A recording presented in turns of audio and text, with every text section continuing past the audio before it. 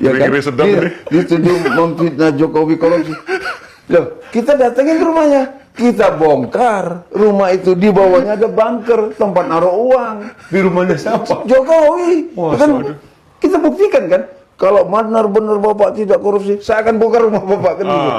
Bongkar dong. Sekarang orang Mahkamah Agung punya tank mobil tempat barang itu apa namanya? Kontainer. Di dalam kontainer itu ada 920 miliar. Orang Mahkamah Agung. Karena nggak bisa disimpan di bank, nggak bisa disimpan di rumah.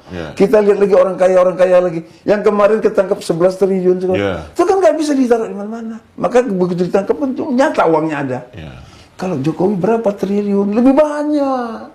Orang dari sini diambil, dari sini diambil. Ini kalau nggak percaya kita bongkar rumahnya. Kan gitu. Harus dibuktikan kan katanya gitu. Ini kalau cerita kebohongan simbolik, kemudian sistematis, terus terang orang referensinya pada Pak Mulyono kan gitu ya. Ada kebohongan, ya dia juga insinyur juga. Walaupun dipertanyakan apakah betul dia insinyur, jangan-jangan belum ini. Bahkan sekarang udah sampai di ujung kan, bahwa itu ijazahnya jangan-jangan dia di Universitas Pasar Pramuka. Jadi UPP sekarang jadi terkenal nih, Universitas Pasar Pramuka gitu. Itu satu tulisan bagian prolog tuh menarik sekali. Kebohongan seorang insinyur sumber malapetaka keilmuan. Jadi kita melacaknya itu begini. Jokowi itu pernah menjadi wali kota katanya 10 tahun. Kan itu dari 2005 ya. Jadi dia lulus UGM itu katanya 1985. Betul. Ke 2005 itu kan ada 20 tahun. Selama 20 tahun dia pakai insinyur itu tidak ada dimasalahkan orang. Dan dia pun tidak pernah datang ke Jogja. Solo Jogja itu kan dekat. Ada alumni, ada pertemuan, nggak ada nama dia disebut. Padahal dia jadi wali kota. Jadi kan ada kebanggaan, harusnya ada pada saat itu ada kebanggaan orang-orang UGM. Satu di antara alumninya menjadi wali kota. Kan harusnya begitu. Ada pertemuan-pertemuan tentang itu. Nggak ada. Nggak ada selama 10 tahun itu. Kontrol narasi ini apa yang dia sampaikan ini, walaupun tidak berdasarkan bukti, tetapi disampaikan secara terus-menerus sehingga menimbulkan persepsi. Persepsi di sini bukan berarti suatu kebenaran, tetapi sesuatu yang memang digambarkan oleh dia sebagai suatu kebenaran seperti itu. Dan ternyata kita mendapati suatu kenyataan pahit yang menurut saya bahwa inilah sumbernya. Sumbernya ternyata adalah, walaupun ini bukan berarti kebohongan masalah ijazah, tetapi perubahan gelar tanpa dasar ini juga merupakan suatu bentuk kebohongan. Kebohongan simbolik yang kemudian ini akan bisa menjadi kebohongan sistematis. Nah, jadi kita meyakinkan bahwa Jokowi ini kalau dia harusnya kalau dia tidak punya titel, dia polos Jokowi wali kota gitu kan. Kan kita jadi bertanya juga, kok ada pengakuan 85 dia lulus.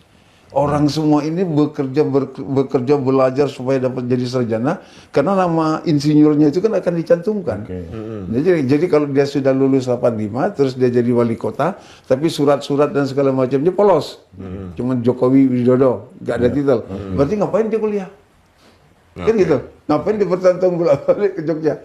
Nah, jadi saya terus tanya itu terus. Akhirnya ketemulah jawaban tadi pagi dari Pak Taufik itu berdasarkan keterangannya Pak Sekda itu bahwa dia pakai insinyur. Terus kita tanya dari mana? Nggak ada berkas.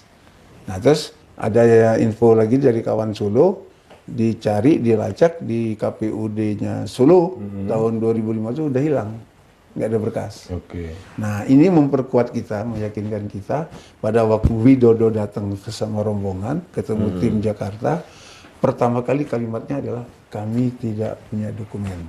Walaupun ini bukan berarti kebohongan masalah ijazah, tapi perubahan gelar tanpa dasar ini juga merupakan suatu bentuk kebohongan. Ini kalau cerita kebohongan simbolik, kemudian sistematis, terus terang orang referensinya pada Pak Mulyono kan gitu ya. Dampak itu bisa terjadi karena masyarakat sudah terlanjur percaya dengan apa yang dia sampaikan. Seakan-akan dia melakukan banyak hal reformasi di bidang kesehatan ini untuk kepentingan masyarakat.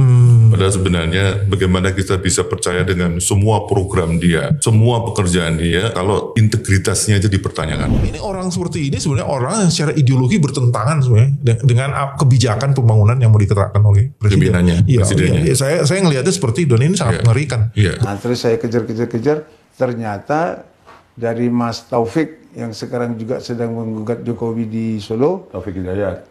Nah, dia Lawyer. lawyer. Dia meyakinkan katanya Jokowi itu pakai insinyur, tapi tidak berbasis kampus. Jadi basisnya mana dong kalau gitu? jadi gitu ditulis saja di depan namanya itu insinyur Jokowi gitu. Maka kita selama dia di wali kota nggak pernah ngelihat dia datang ke kampus mana, dia lalu kemana. Nah, jadi dari situ ada keyakinan bahwa hanya tulisan tangan saja di depan namanya ditulis insinyur. Tapi waktu dia ke Seritek dipakai Dr. Andes. Nah, jadi tapi saya dapat keyakinan dari dari Taufik mendapatkan itu dari Pak Suprandi tadi, bekas sekdanya itu. Ini jelas tudingan yang sangat serius berawal dari ijazah dan pasar pramuka. Politisi PDIP ini ungkap ada bunker di rumah Jokowi yang simpan uang hasil korupsi. Ada klaim bahwa itu pernyataan lama, tetapi ini sangat serius, dan jika berdasarkan cara Jokowi bahwa yang mendalilkan harus membuktikan. Apakah akan dibiarkan Betor ini membongkar rumah Jokowi? Ada bunker di rumah Jokowi. Pernyataan lawas politisi PDIP kembali guncang medsos.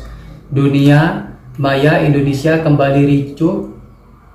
Sebuah potongan video lawas yang menampilkan pernyataan kontroversi dari politisi PDIP Perjuangan, Bator Suryadi, kembali beredar luas dan menjadi perbincangan hangat di berbagai platform media sosial. Dalam video tersebut, Bator Suryadi dengan percaya diri menyebut bahwa Presiden Joko Widodo memiliki sebuah bunker rahasia di kediaman pribadinya. Pernyataannya diyakini telah direkam beberapa waktu lalu itu. Kini seolah menemukan momentum baru. Klip tersebut menyebar dengan cepat di TikTok dan di X, dulu Twitter, memicu banyak komentar dan spekulasi liar dari netizen.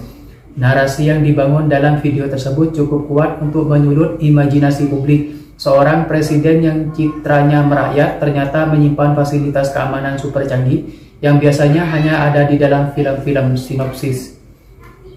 Meskipun pernyataan ini bukan hal baru, kemunculan kembali di tengah iklim politik pasca pemilu membuatnya syarat akan makna. Bator Suryadi yang dikenal sebagai politisi senior di lingkaran PDIP melontarkan pernyataan ini dalam konteks hubungan politik yang dinamis antara partainya dengan Presiden Jokowi. Hingga saat ini tidak pernah ada konfirmasi resmi dari pihak Istana Kepresidenan maupun dari keluarga Presiden Jokowi sendiri mengenai keberadaan fasilitas bunker tersebut.